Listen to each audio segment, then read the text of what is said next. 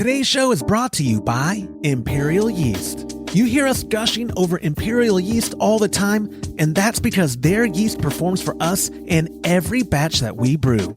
Imperial Yeast is adored by commercial breweries and home brewers alike. Their pitch-right pouches are jam-packed with over 200 billion fresh yeast cells, guaranteed to deliver flawless, fast fermentations every time. Imperial Yeast strains are grown by a team of pro brewers and home brewers who live to help other brewers learn more and ferment better. Join any recipe receiving tier of our Trub Club and get a free upgrade to premium Imperial Yeast with every recipe kit that ships out to you. Learn more at homebrewhappyhour.com/club and come brew with us.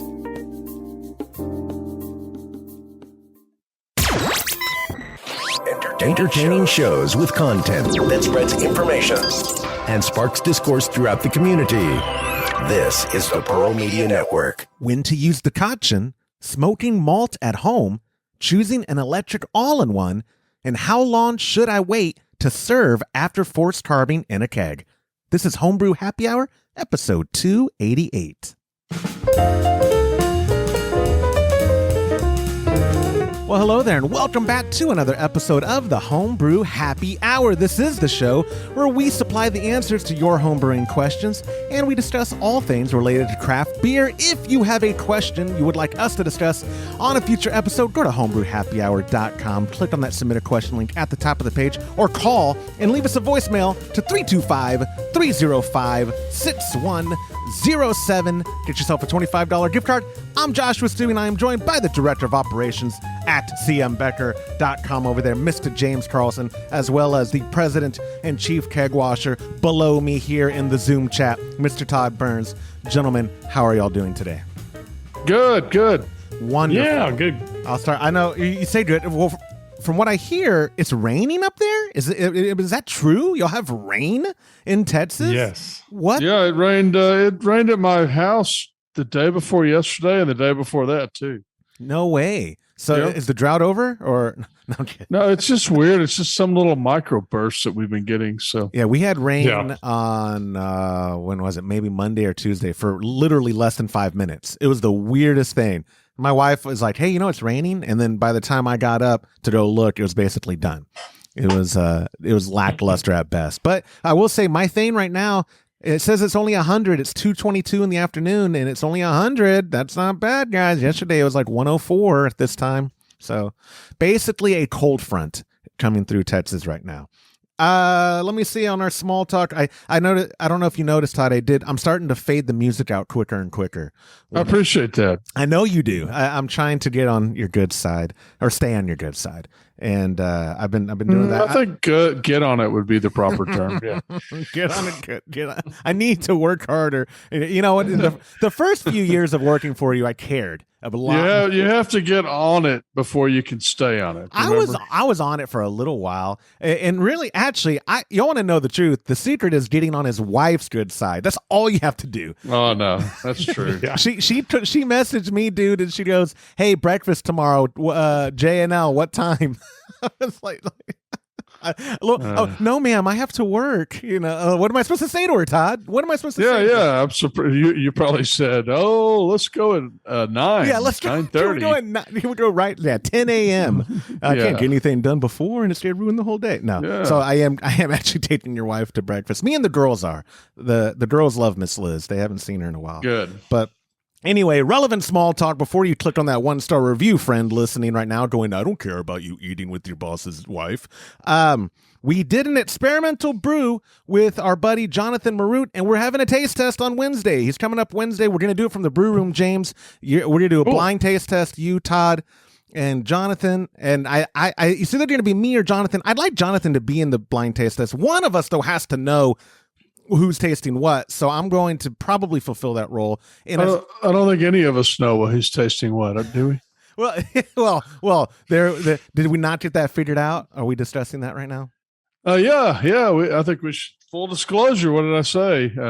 Somehow we didn't label the beers right. This communist garbage of collectivism. When Josh didn't label the beers right. Oh, whatever. No, I'm pretty confident I know which ones was which. He called freaking out when he was. Well, we definitely know the IPA, which one's that. The other ones, I definitely tasted a fruity. I think here's the funny thing, though, is that we're doing a blind taste test to see which one's which, but we don't really know which one's which, so we have to figure out which one's which first before we can do a blind taste test. So it's a double blind taste test. Let's just complicate it as much as possible. It's going to be fun. I'm very convinced, regardless of whether we mislabeled it or not. I know which one's the 3470. I bet you I'd be able to tell that and the Garage IPA. Those are going to be the easiest two to tell the difference. Well, if you know those, then we know all of them. So right. Good. That's what I'm saying. That's why I'm not worried. Last night you were getting like, Josh, you did this. I was like, when can I have done that? I know it was you. It wasn't me. It had to be you. I never said that. No, I didn't even remotely say that. I said I was mad at myself. Oh, no, that was the text message. That was like 12 minutes later when you probably calmed down. You were out of that. You black out in rage sometimes. I don't know if anyone's ever told you that. It's terrifying. I was flopping around on the floor. Yeah. I have a headache this morning for flopping around the floor. Jerk. But I want you to know that I kegged 7 kegs of beer last night. It took me all night. Wait, what? By the time I cleaned and did everything. Oh, okay. So your first batch of Sterling Pilsner that had nothing to do with the experiment got kegged as well. But that'll be very interesting to have a Sterling Pilsner that was a normal batch along with the other ones because they're all the same recipe. So we can actually try 5 different beers. That's brilliant. I like that. So a real fun taste test will be the 3470 under pressure in the Garage at like 90 whatever degrees, 100 degrees versus the Sterling on the CF15 at lager temps. That'll be super. It'll be very interesting. So we'll have quite a bit to test. And they're all related, even the one that we didn't brew that day. So I think it'll be cool. And then it will be fun. Also, I actually brewed a 15-gallon batch of another beer in the pressure fermenter in the closet last weekend, and it's done. So I'm going to start. I'm going to put it in secondary. Isn't that cool? How quick? And you use 3470, right? I use 3470. Or 40. Oh, what'd you call 4570. The old. Here, we gotta give context to inside jokes. We were talking with a vendor, James, and Todd kept calling it 4570 because 4570 was it was a rifle caliber that the like in Custard's Last Stand. That's the size caliber. Shell that Custard was using. That's what the military used at the time. So I call him like, dude, you idiot, it's 3470. And he was like telling me the whole thing about Custard and the caliber. And so he writes back. I was calling it 3478. Nobody checked me on it. Oh, I don't remember you doing that. He was. Every single time, 3478. We have no idea what the name of the yeast is, but it's the one that has somewhere between 30 to 45 and 70. Hey, to be fair, 68 to 70. To be fair, we don't necessarily know how to pronounce the company. I mean, Fermentus is the company name, but is it Safale or Safali? Or I've heard everything under the sun where I call it Safale, but there's no E. It's French. Safale. Lager. Safale. I have no idea. But we also we also used to say Kvite the wrong way apparently forever, and we don't say Trub correct apparently. So we are. You talking about Kvik? Yeah, exactly. Yeah, it's not Kvike. When I come up to the ranch, I'm taking a picture of the label for the first time you wrote out Kvike. It's fantastic. There's like 9 letters in it. You wrote like Keivaek. Yeah. Well, you know what? I forgot what I brewed Saturday. What did I brew Saturday? Oh, I brewed the lemon drop Pilsner, right? I didn't know. Yeah. I don't know. You told so lemon drop Pilsner. So that'll be really interesting to see how that does under pressure fermentation. And I also wanted to mention that I brewed it on a different vessel than we've ever used before, which is the Firmzilla? Firmzilla. Firmzilla. Mm-hmm.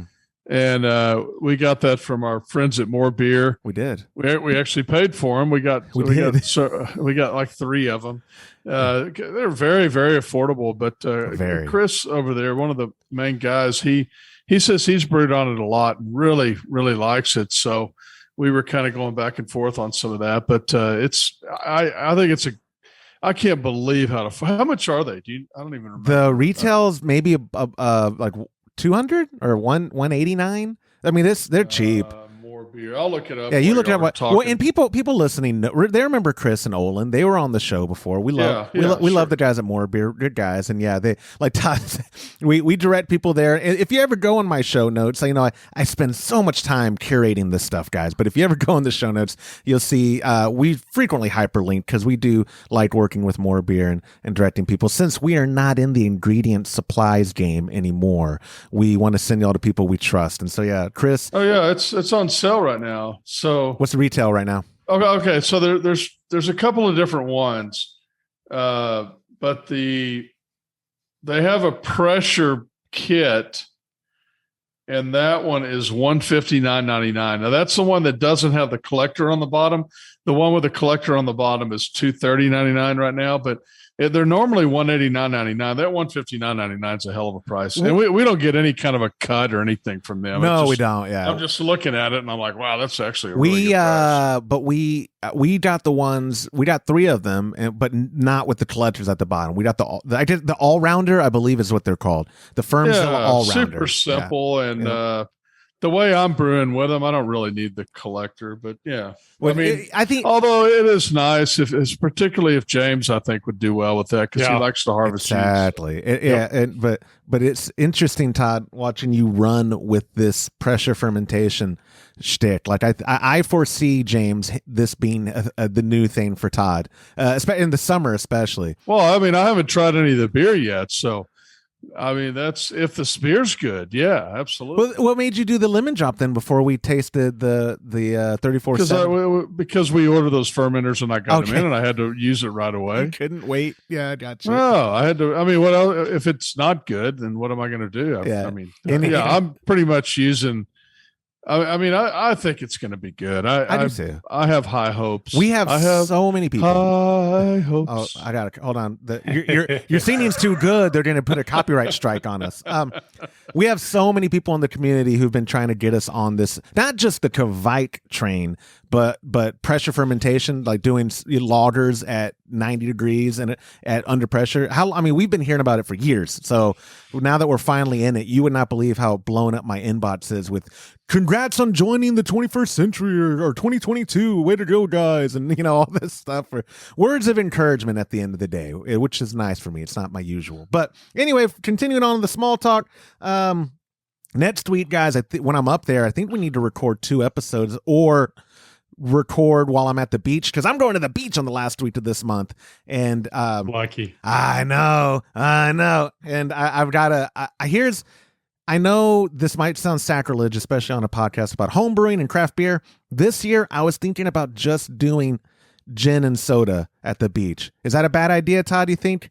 If I just do gin and soda, or even, that's not what I would do, but you can do whatever you want. I just mean, I meant it's easy transport, like just a bottle, and I can get carbonated water while I'm up there. And it just seems like the last few years I've been borrowing your ice chest, packing it with 2 cases of beer, and lugging it down there. And then you complain because I don't give you your ice chest back. You say for 6 months. It was 2 months, but for an amount of time, I was thinking maybe this year I'll just do whiskey drinks, or I could just do gin and soda. I don't like gin and tonic. I like gin and soda because it's just easier. But I'll probably end up doing beer. I don't know. James, you always stop at that Total Wine and More, don't you? Right outside the island. Yep. Right, coming into Corpus on the right. Well, actually, no, it's Specs. Oh, it's Specs. My bad. It's the Specs then. But yeah, either way, that's probably what's going to happen. Even if I only take a bottle of whiskey, we're going to see that Specs, and I'll go, okay, let me just pull in real quick, get shelf temperature, whatever, and then throw it in the fridge at the beach house. I don't know. I get so anxious about like, what beer am I going to take? What do I want to do? This or that. Every year I sit there. So obviously Frew is part of it, but then I'm sitting on the beach like, oh, I should have brought this instead. And like fear missing out almost. And So I'm trying to make it simpler, but people in the comments can tell me you're just going to take a case of Frew, and you'll be right, guys. But yeah, so we'll probably have to record 2 episodes next week. Oh, one tidbit. My dad didn't leave it as a voicemail. He reminded me recently, and this goes back a few episodes. Remember when we talked about brew day injuries and we were talking about, oh, my hand and this and that? I totally forgot to mention one that it's not going to be friendly to Imperial. Back when they had cans. Do y'all remember when the can blew up? You called me. In my face. And I got, didn't your daughter start crying? She thought you got shot? She thought, Daddy's going to die. Yeah, it was, but my dad reminded me, he was like, hey, you didn't bring that up on the brew day injuries. He thought I was trying to protect Imperial. They don't do cans anymore, so I bet they don't care. But that's probably why they don't do. Well, but they also put on there, don't shake it up. To be fair, they did have on there that you're supposed to keep it cold and not shake it, and you did both. Right? I didn't read. Listen, okay. You got it real warm and then shook it, and that's the reason they said, you know what? We're going to have to do something different because people don't read the instructions. I'm the guy they make instructions for. I love it. Not just Imperial. I mean, companies in general. You read a warning sign or you read a don't do this. It had something to do with me 99% of the time. But I thought it was funny because I was like, Dad, I don't know how I forgot that incident. Maybe it's so traumatic. My brain just put it aside. Probably hit you in the head so hard you can't remember. I did. I called James freaking out because of the yeast. No. Like, is this going to be okay to put the yeast has some of my blood in it now? Can I still use it? It was Independence. It was a can of Independence. But I will say thank you to our sponsors, Imperial, for switching to patch. You saved my life. I love the pouches that y'all use now. They're very convenient. But anyway, enough of that small talk. We do have keeping up with the tradition. I love it. Our inbox is getting full of voicemails. And it's getting full of voicemails that are combining feedback with questions. So we do have 4 questions, but before... Oh, wait, I thought you were going to go over the artwork and all that. Oh, thank you. I didn't have it in my show notes. Oh, you're right. Because that's why I sent it to you. Oh, man, I would have had to go over it later. You're right. We didn't announce it last week. This week, Trub Club members who are receiving recipes, look at that beautiful artwork. You're getting a Kavite. Hold on, let me pull it up. I did send it to you. Look at that artwork. A Kavite Smash IPA with... It looks good. Thank you. I appreciate that. With the wonderful strain of Loki, which is what we used on this experimental brewing. And we brewed this exact recipe. And the idea that I have for Trub Club members is it's going to be one recipe, and you can do it in the garage out with no pressure at all, and it'll finish out quick, and it'll be very similar to if you do temperature control. It's just the temperature, the hotter it is, the quicker your fermentation is going to happen. So to me, it's a bonus doing this in the garage because it's going to finish out quicker and you'll be able to enjoy it quicker. Like people are turning these Kavite brew days from grain to glass, Todd, in like 7 days. If they don't care about clarity, they're doing it in like 5 days. Nuts. It's just mind blowing. So yeah, that's really nice artwork. You did make fun of my artwork, so I did some artwork while I was waiting. Oh no. I told him. So let me put it back on the screen. I do the artwork for this stuff, but it's because I license assets and I do corroborated, like basically high end collages, right? Like I'm licensing assets that we can use for our marketing and then doing the text and all that. Todd knows, and I've been very clear. I don't sit on a Wacom tablet and draw all this stuff. But then Todd's giving me grief, like, oh man, I know that you're not doing drawings. Trust me, you can't draw. And so I said, oh, I can doodle. I can definitely doodle. I'm good at it. Yeah, Todd, show us your doodle. So I drew the 3 of us. Guess which one's which? Yeah, I'm the slightly chubby. Oh, wait a second. You jerk. You gave me. I thought I was the one with the kind of. You're the only one with hair. I'm the only one with hair. James is the tall one, so we know which one's you. You made me skinny. I appreciate that. No, but you're fatter than James. Yeah. So, yeah. No, that's not going to fly. I'm putting boom up on the screen. That's your doodle. People care about that one flow chart you did for the guy with the manifold. I'm just leaving that on the screen for the entire episode, you jerk. No, he did. Try and give me grief any chance you can. But anyways, thank you, Todd, for the interruption. With that being said, it's time for listener feedback.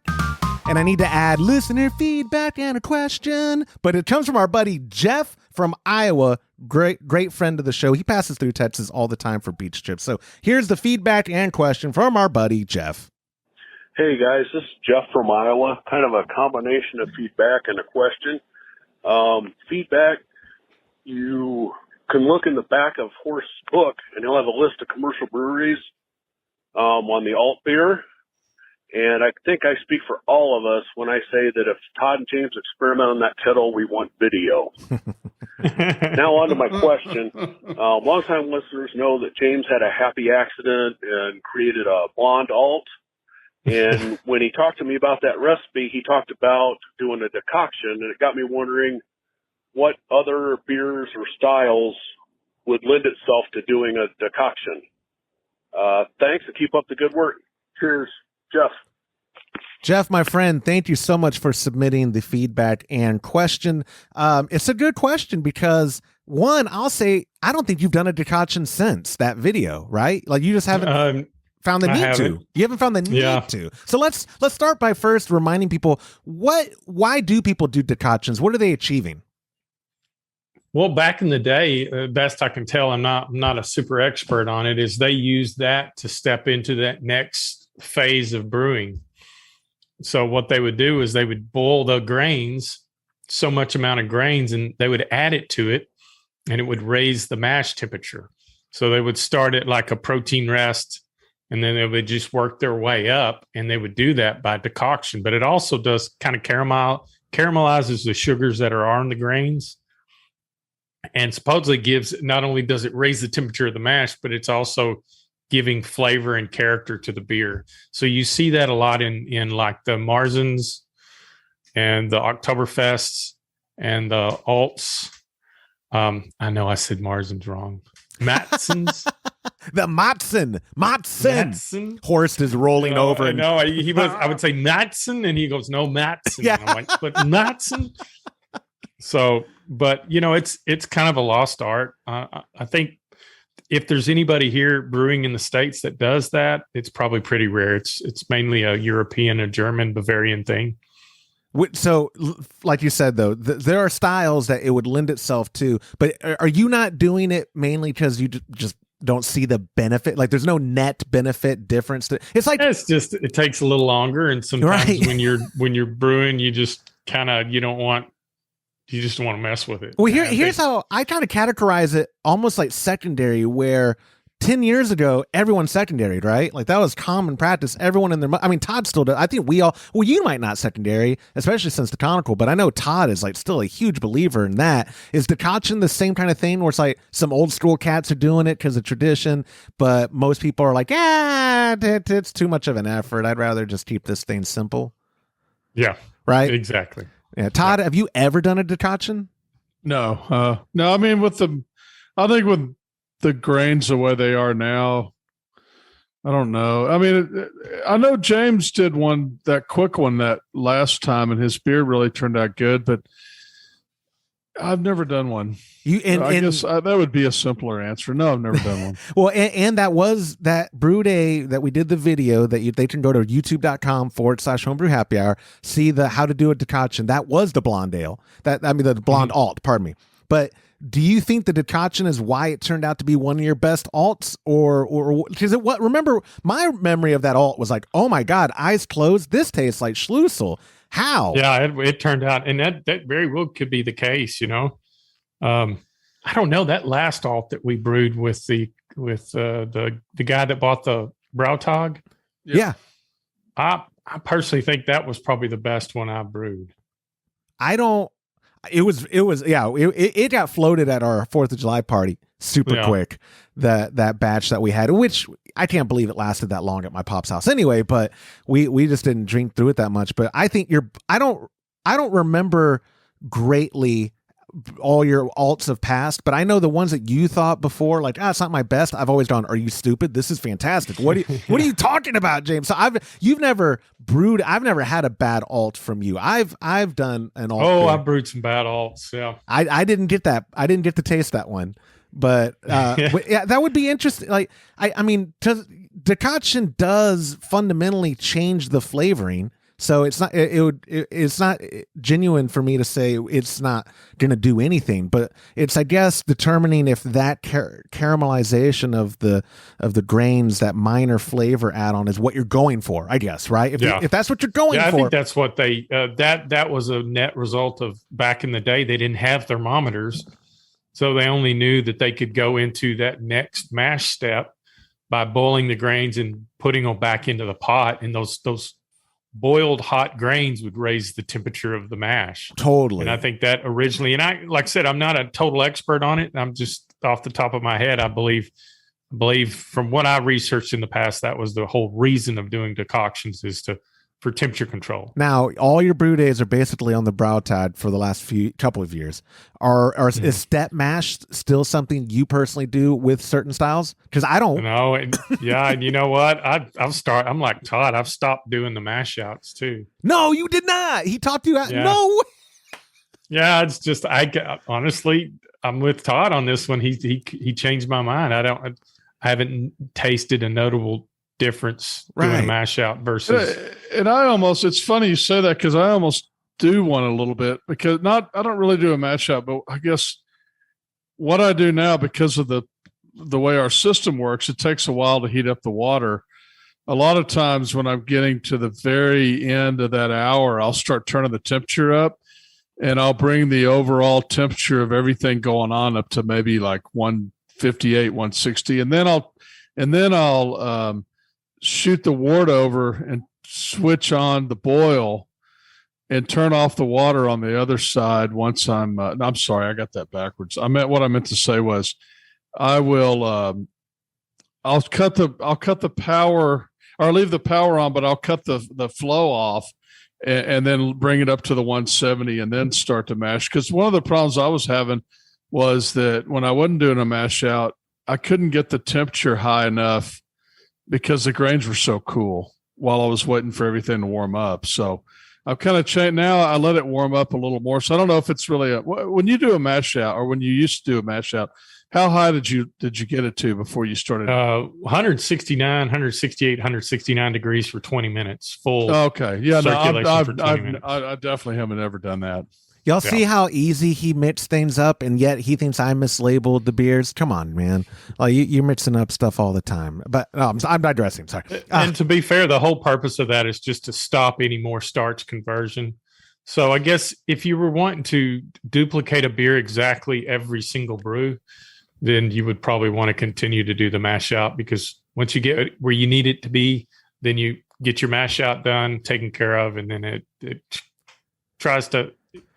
helps to maintain a certain beer profile and gravity. So James, do you still bring it up to the 170 with it flowing? Oh yeah, absolutely. Okay. Yes, So I don't that's what I guess what I was still trying to say. I don't even do that. The typical sparge temp is 170. Yep. So I'm always trying to sparge at 170. And sometimes I'll go a little like to 175, 178. Because of the loss or whatever. And then, like you said, I will bring as much wort out of the mash tun into the boil pot as I can, introduce that, and that'll get me there closer to 170. Yeah. I guess that's what I was trying to say, but as Josh mentioned, I wasn't saying it very well. I don't even do that necessarily. Like I don't bring the whole thing up to 170 while it's flowing.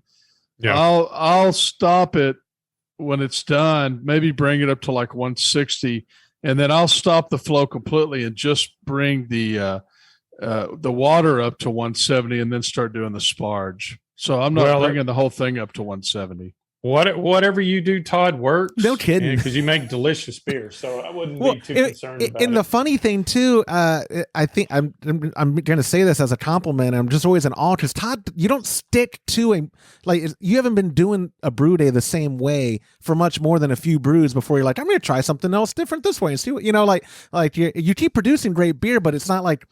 Well, here's what Todd does. The only thing he does consistently every brew day is take 5 million readings. That's the only consistent thing. He'll do certain other things different in regards to the sparge or the mash or all that. It's always like, well, Todd, how would you say your brew day is? Well, which one? Right. But so it's funny how they all keep turning out pretty solid, but it's like, you haven't, a lot of people like myself included want to just get something dialed in and replicate it every time, where you're like more whimsical with the approach. And thankfully it's worked out because like James said, your beer. I mean, I do brew the same beer sometimes, but it may be a year before I brew it again, or a year. And I don't just mean the style. I mean the way you brew, like the literal way you brew. And frequently you do a brew day. I guess that's not that uncommon. You do a lot of your brew days to the style you're brewing. Oh, this is how I should do this, mash this way or whatever. Where I take every style I'm brewing and like just apply.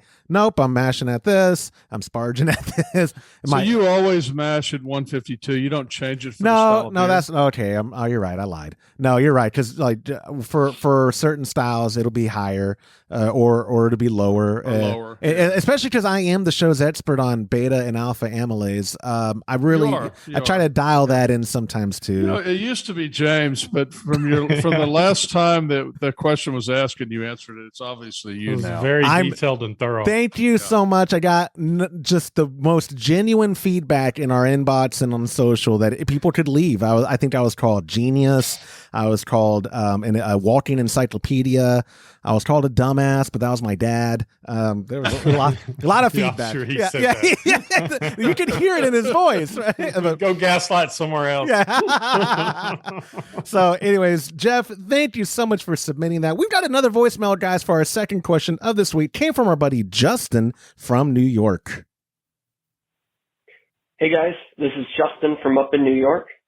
Over the summer, I've been having a blast with a new smoker that I got as a gift over the holidays. I've been smoking all kinds of meat and fish, and thankfully having more success than not.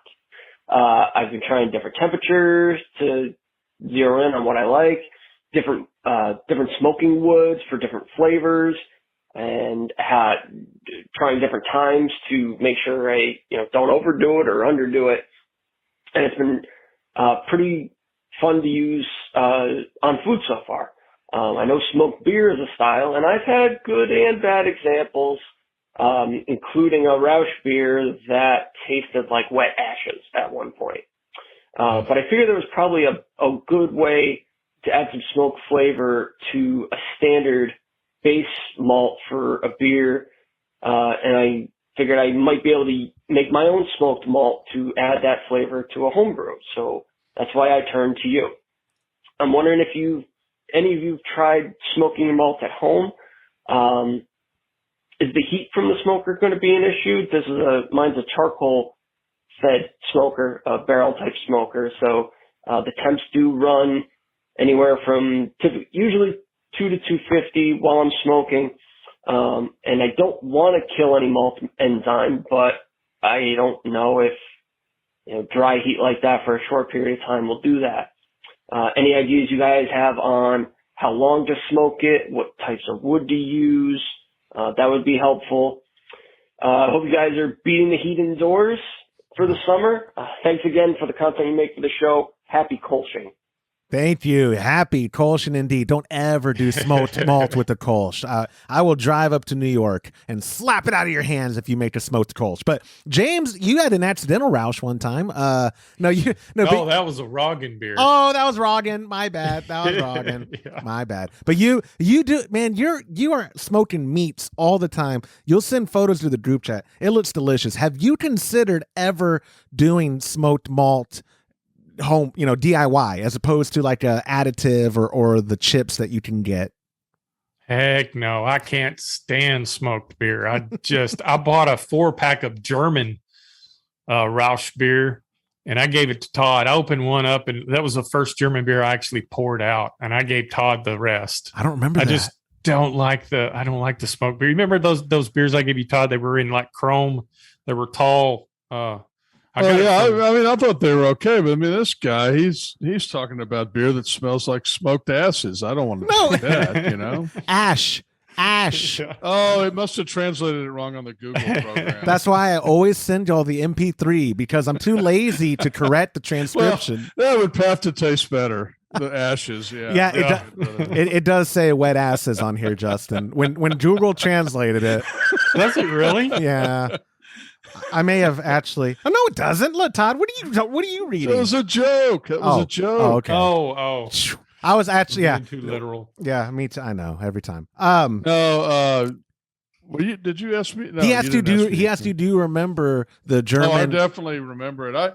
I'm like him. I've had some smoked beers that I really liked. We had one in Germany one time in a bar that I really liked, and I've had some that were really, really bad. I've always wanted to do a mesquite one because mesquite's kind of my wood. That's what I love to smoke with, and I like that kind of bite it has to it. But I think if you did a mesquite one, it would have to be very mild. I think that would be for me the thing. I don't think the heat would necessarily hurt it because it's basically a roasted malt. You've already done. Once you've roasted a malt, it's not going to have a lot of sugar content and do much there. It's pretty much just for flavor. So in the end, it just depends on what flavor you want and how much smoke you want in it. If you've had smoked beers that you didn't like, I would try it first, smoking it fairly lightly, and then maybe the next batch, if it wasn't smoky enough, go up from there. Because I would imagine too little smoke is better than too much smoke. I've read on the forums before one guy did it. He thought he did it lightly, and he compared his results to an ashtray, and he's like, I didn't dump it because it was bottled. But a year and a half later, he found the bottles in his cellar, and he was like, I forgot, what was this? He opened it up, and he said it mellowed out to the point of where it was delicious. And so I guess the moral of that story being, like we say frequently, time might be your friend before you just dump it, right? Now, on the commercial one, like what James had, that's probably not going to mellow out, right? Because that's like how it got packaged that way. It probably wasn't like fresh off the distribution line. But it was imported from Germany, so there's no telling when it was brewed. So I've got a pellet smoker, and I wouldn't smoke malt with charcoal. I would probably, sometimes you can, Todd, don't they make charcoal that's infused with mesquite? Or they make so you could buy this charcoal from Mexico that's real charcoal. So it's never been pressed or processed or anything else. It's just mesquite wood that's been made into charcoal. So it's really all it is wood. It doesn't have any kind of chemicals or anything in it. So that may not be bad. I mean, I don't know if you can get it in New York. You can get it in any grocery store here in Texas, or just chips, I mean, I didn't catch the part about charcoal. His is a charcoal barrel style smoker. That's what he's using. It is charcoal. I think he mentioned, he mentioned his charcoal. And if I use wood, I would use like something like Todd said, mesquite or apple, or like a fruit wood. Yeah, I think would be better. And very, very, like what Todd said, less is always more, especially when you're talking about smoking malt. And the good thing right now is, I think, like if you get the chips or they have smoked flavoring, if you want to taste examples of what you will end up with the different woods or whatever, you can buy one of those sampler things first before you invest in the time and effort of doing it yourself. But for me, it's so fickle, right, James? Like smoking it is so fickle. God, there's such a fine line, I would think, with the going overboard, and it'd be difficult for me to do one and have it turn out decent. Right. Well, me too, because I have a German one. I'll try to get a photo to y'all because I have one bottle of it left. My dad's neighbor gave me a bottle of this German lager, smoked lager, and it was super subtle. And I didn't look at the distribution date on it. I have no idea if Germans even feel obligated to put when they packaged it on it, but it was super subtle to where I was like, okay, I can kind of tell the smokiness, but it's not like some of the beers we've had in the past where it's like punch you in the face, like, no thanks, nope, I'm not trying to put my face in the smoker. And this is coming from someone whose mouth probably tastes like an ashtray because of the cigars I smoke, but I still was like, nope, can't do it. But there are samplers and things that you can get to wet your palate and to try it before you just invest completely in it. But what were you gonna say, Todd? I'm laughing. So Amazon, we don't get anything from Amazon, but I just had to look it up. They have on Amazon Prime, Amazon Choice under charcoal, they have Viva Pancho, 100% Mexican charcoal with a photograph. A drawing of Pancho Villa on the bag for $22.99 for an 8-pound bag, which is kind of expensive compared to what you can buy it for in the grocery store. Yeah. But it seems cheap to get it to New York. Free shipping if you needed some. So yeah, it's Prime. So. Yeah. And you say we don't. This is a great time to remind people you can go. We have an affiliate link. If you go to support the show at homebrewhappyhour.com and use our affiliate link there, it's just a banner that takes you back to Amazon. Doesn't cost you anything. We do get upwards of 6 or 7% per order. What if I sent you a link of this and yes, then I can get an affiliate link and I'll put it in the show notes. Okay, I'll do that right now. now. Do that, and we'll have the Pancho Villa charcoal in the show notes. Like that's so how stereotypical. Like you want to it's some marketing guy. We got to represent Mexico so people know this is Mexican charcoal. Put Pancho Villa on it. That don't make sense. It's like, it's as opposed to Fluffy's dad. Have you ever listened to the comedian Gabriel Iglesias?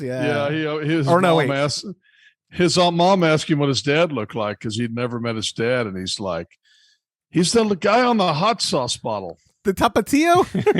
Yeah, you've never seen that skit? It's so funny. That's hilarious. Gabriel, my wife literally now says, "Hand me the fluffy sauce." Does she really? Yeah, that's funny. Yeah, Gabriel Iglesias is funny. Now, we don't get anything from him, so I'm going to bleep all that out. We can't get any affiliate money from him, but no, I'm kidding. So wrapping up Justin's question, I mean, I hate being a Debbie Downer, guys, but like, just understand, Justin, it's going to be fickle between acceptable to most palates and overdone. And do you want to invest the time and effort? I wouldn't do it like, we brew 15-gallon batches. I wouldn't do it on a 15-gallon batch as an experiment. I'd definitely make it as small a batch as possible, like a 5-gallon. Would you agree with that, James? Like not you. Oh yeah, absolutely. Especially with something like that. That gives you a baseline for at least you're not wasting. If it goes bad, you didn't waste 15 pounds of fermentables. Exactly. So we've spent a lot of 30,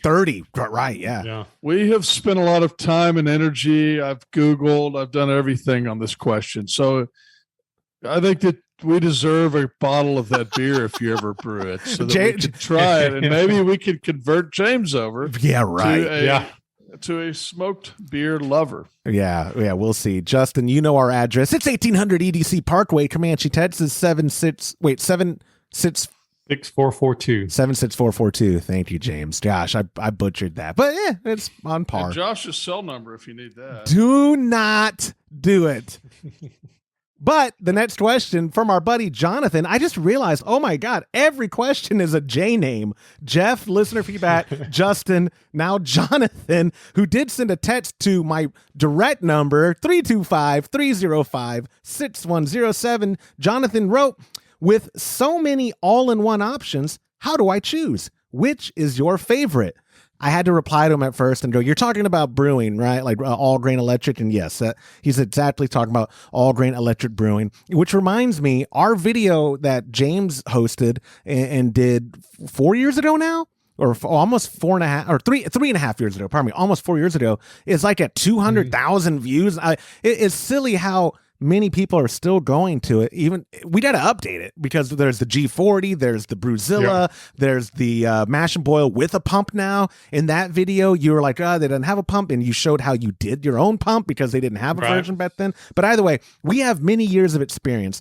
I'll start off helping Jonathan out by saying, if you're going to do 10-gallon batches, holy moly, the G40, they're not even sponsoring the show anymore, or they support the show, but the sponsor terms ended and all that. I still recommend it. The G40 is phenomenal. The Grainfather spoiled me into heads up information throughout the brew day, telling me when to do something right at that time, when to what results I'm going to get, all the information at my fingertips on my phone or my tablet, and just holding my hand through it. It's a beautiful machine, especially if you're jumping from extract to all grain and you don't have a club or something or people in person to show you how to brew. The Grainfather line, I think, is worth every penny, but there's budget options and other things too. So what do you think, James, about the current crop of machines? Can you go wrong, or do you have any recommendations? They're all really good machines. I just still to this day believe Grainfather is the best. Like, and that G30, and they didn't even call it the G30 when the one that y'all been brewing on, that unit Todd won at CBC 2016. When did you win that, Todd? I know, and I'm the only one for that. I think I'm the only. Go ahead. Sorry. No, I'm just going to say, when I started with Todd in 2015, he gave it to me. He said, "Here, I won this." 2015, and Todd was saying, it's so funny. Go ahead. I don't think I've ever brewed on He it. hasn't. I've brewed on it more than else has brewed on it. Yeah. We have. You remember when we were brewing all those beers for your Sure, 50th? yeah. I mean, I've brewed multiple times with other people, but I've never just taken it down and said, I'm going to brew a batch of beer on this today by myself, like I do others. Because it only brews 5 gallons. That's what I was just about to say. He asked specifically for all-in-ones because if he was asking about electric brewing, I'd say if you've got the space, dude, spend the money and get a Brautag. And it's not just because I'm personally invested in it, but I just mean Herm's Brewing is just so stupid straightforward and enjoyable. Brew days, I feel like a commercial brewer because I romanticize in my head things, and I'm just like, I'm brewing and I put my hand in the hot wort and I don't care, and the whole brew day just goes as smooth as can be. I want to go back to you being personally invested. I meant you were willing to invest in the. I wanted to be transparent and say that I work for the company that manufactured and distributed. Okay. I thought you were going to throw some money in there for a second. Have I ever? Todd, I'm an idea guy. Okay, I'm an idea guy, so I get paid. I'm an idea guy. But he's asking about all-in-ones, and like I said, anecdotally, the Anvil. If you're doing 5 gallons, I still think top of the line, not just because of its price, because of its features. Grainfather is absolutely worth every penny. The Anvil is probably my favorite in that middle tier, the next level down. Their foundry, very straightforward. Blickman is the parent company of Anvil, and they don't send out stuff that they don't quality test. Like, that's what I love. Yeah. All the companies that make it, and the RoboBrew is a good product. RoboBrew is a fantastic. That's what I was getting. Like, they're all in the same rank for me because they're all basically the same function, and I haven't had anything catastrophic. Now, the Spite Solo was a prototype, and they've since corrected it. So I have it on good authority from a ton of listeners who vouch for them that the Spite Solo is also a phenomenal piece of equipment that I've heard is worth every penny as well. I'm just for me in a 10-gallon batch, the G40 is absolutely where I go again because of the. It's not a shtick for the show, guys. I'm a simple person, and I mean that in the classical sense of simple. I'm dumb, and I like having my hand held during a brew day. And simpleton, I think, is the way. See, I can't even get that right.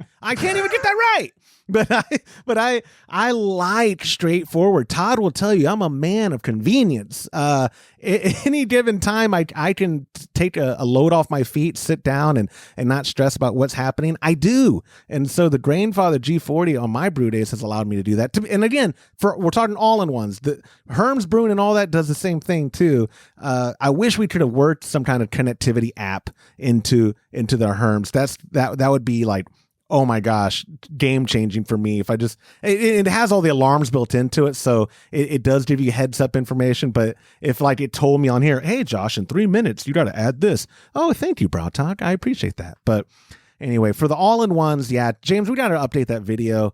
But the problem is we don't have most of those units anymore because we sell them to our friends or so. Yeah, maybe I'll have to hit up.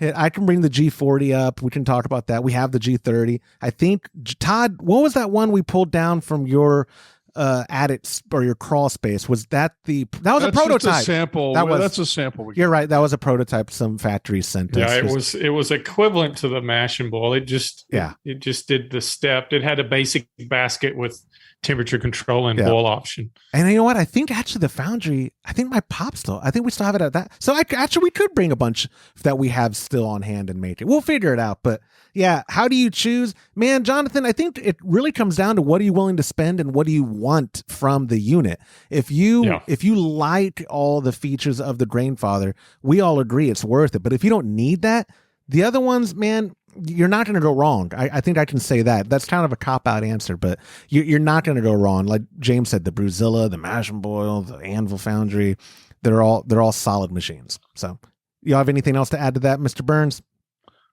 I don't know anything about it. I've never brewed on one. Yeah, I only brew in 15. And have I mentioned how efficient my system is? I have a very efficient system.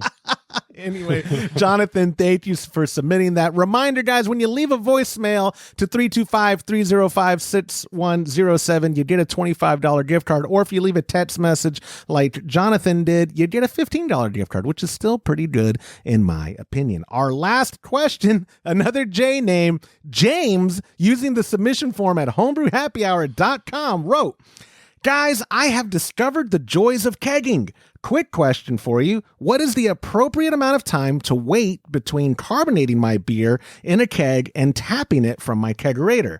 Is it best to wait a day, or is it a to taste type of situation? Keep up the hard work, Josh.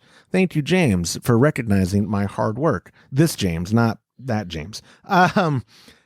Kegging, Todd, you're basically forced carbing. You have your event faucet, and when you put it in, you feel very comfortable drinking it right then on the spot. Correct? Yeah, I do it for a minute or 2 minutes, whatever I decide to do, because an amount of time where I'm not going to screw it up. It depends on what pressure I have it at, but say 45 psi for 2 minutes or a minute and a half, and then I taste it, and then I do it.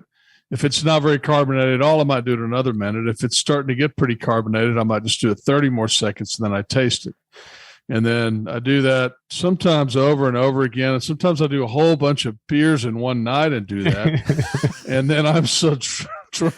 And then the group chat gets really interesting. Yeah. No, I mean, I drink it as I'm forced carbonating. I don't even wait for it to be finished forced carbonating. I drink it as I'm forced carbonating, and then as soon as it's finished, and I put it in I pour a glass of beer and I drink it, and then I have another one. Todd's reading this though, and what does he mean by appropriate amount of time? What does that mean? Appropriate amount. I mean, I'm negative time on mine. That's negative. And that's because and here's what I'll say why I like your method is because using a CMB event faucet, you can do it in real time, where a lot of people rock it and then they let it sit for however long. Assuming they don't have a CMB event faucet, which I'll put a link to it in the thing, because why wouldn't you have a CMB event faucet if you can start drinking immediately? What is that magic time y'all would say, you force carbed it, you followed like Todd's video that we have on youtube.com/homebrew happy hour. What do you think, James, you're waiting after you force carb? I don't. Okay, you don't either. That's not even a question, dude. I mean, you're trying to have a question so you can spread the question out longer. No, I just meant so there is no amount of so time. You're okay. So you're saying you don't have an event faucet. The alternative is you do the testing by hooking it up, like doing the traditional version. Let the pressure off. Put a faucet up. That's what okay. Yeah. That's what I was trying to draw out of it, because most people, believe it or not, Todd, do not have a CM Becker event faucet. I know. God, they probably brew 5-gallon batches too. Oh crap! I'm just alienated a bunch. Yeah, 1-star reviews. But if they're not using it, you would say no. Why? I mean, because I'm with y'all. Why wait? Now, there's no net benefit of like, oh, the carbonic acid needs time to do this. It's not, right, James? It's like, no. Yeah, it's when it's carb, it's carb. Sometimes I'll tend to undercarb, and then I'll do the set and forget. Let it set, and over a process of about a week at 10 to 12 psi, it gets to where it needs to be and stabilizes. But one benefit that he may be talking about is maybe when you do the carbonation, sometimes you can get some trub in there, and you can get it kind of cloudy, and then you want to let it set out. Well, oddly enough, Todd gave me a exceptional red beer. I took it home, tapped it. It was cloudy. I mean, it was mud. And the next day, or a day or two after that, it was crystal clear. I think I sent you guys pictures. Yeah, I was shocked at how clear it was. So I just tapped the second keg of that, and the first 8 ounces was kind of cloudy, and then it got down, and then it got below. It got that sucked out. But I know all that's below the dip tube. So now I actually want to transfer that into another keg so that I know it's going to be crystal clear, because it drives me crazy. I hate cloudy beer. Hey, then I'm going to call you out, because that's the only thing I could think of for waiting. So you're saying, Todd, you get past that for the sake of drinking it sooner than later, because it does. No. I'm saying that it's completely, totally unacceptable to me that it was cloudy while I'm forced carbonating. The beer should be clear. Oh, you're saying. Point. Oh, you're saying. I messed up. I tried to rush that. I got you. Out of the primary fermenter that was, it was glycol cold, so chilled, so I didn't go into a secondary. And I said, well, I saw that it was a little cloudy, and I was like, well, the second keg, the third keg, are going to be fine, and then I'll transfer it into another keg when it settles down. And then it got super clear, and I was like, this is fine. And then I took it to my family's event. Well, it shook around in the car the whole time. I get there, and I served them a hazy red beer that wasn't supposed to be hazy. Hazy Irish red. Yeah. Hazy Irish red. We're inventing styles, man. Yeah. That's gonna be, instead of Kolsch Cup next year, the Hazy Irish Red Cup, and that's a good beer. It was, really dude. Good beer. Yeah, it was. And as I was brainstorming beers for future Trub Club recipe kits, I was like, maybe we do that one because how it turned out. I'd say so. Shouldn't we? I mean, I think we should. It turned out so good. And did you make the recipe, or I don't even remember what inspired you to do I just made one up. Yeah. Just made one up. Look at the genius of Todd Burns. No sarcasm in that either. Thank you. Yeah. But when you're forced carbing, that's why it's clear, because you go through the painstaking secondary of making sure there's not going to be particulates to get agitated when you're forced carbing. Gotcha. But like James said, and like I said earlier, where a good chunk of people don't secondary, the only downfall to not waiting is it's not going to be as clear as it would once the proteins or the particulates drop back down. Yeah, I mean, if you don't secondary and you want your beer to be clear, there's a good chance there's two things that can happen. You can have a dip tube that goes all the way to the bottom, and you just pour a few beers and suck all that crap out, and then your beer is probably going to be clear at some point. Yeah. Or you have you shorten your dip tube some so that you're not sucking off the very bottom, and then all that stuff falls to the bottom, and you're sucking beer up above that. So those are two ways that you could do it. But if you do either one of those, you certainly can't force carbonate your beer and try it without it being cloudy. You got to give it some time to clear up. But I think, Todd, we need to get a movement of people going back to secondaries. I think that's what we need to do. We need to get people back on board, because I'm already there. I know. I know you could be the cult leader. We'll figure it out. We gotta convince people. But I say that as we're getting convinced into things we never thought we would, like pressure fermentation or using Kveik. People are commenting on the stuff like, "Who the hell are you guys? I don't even know you anymore. I don't know myself anymore." I know. James is going to be brewing nothing but IPAs soon. Oh, that would be the day. That would be that. Oh my no, I'm most excited about James trying the garage lager, because I don't think James is going to magically think the Kveik versions of the stuff is good, because it's going to be citrusy and taste kind of IPA-ish. But that Sterling Pils at 95 or 100 degrees, whatever it was in the garage under pressure with 3470, if that turns out smooth, that's game what changing. I dig. Yeah, if that can be done, then shoot, I'm in. Right, game changer. But anyways, guys, that's all the questions I have for this week's show. I appreciate y'all's time. I know you're busy, and I will be up there all next week. Again, reminder to people watching, we're going to do live. The plan right now is to do a live taste testing on Wednesday. If we have any internet connection issues or whatever, I'll announce it through all the necessary channels. Just go to homebrewhappyhour.com. Look at how to connect with us. Follow us on Instagram, YouTube, Facebook, Twitter, all that fun stuff, and you'll be in the know. So, guys, I guess I'll see y'all next week. All right. Thanks. All right. And that will do it for this episode of the Homebrew Happy Hour.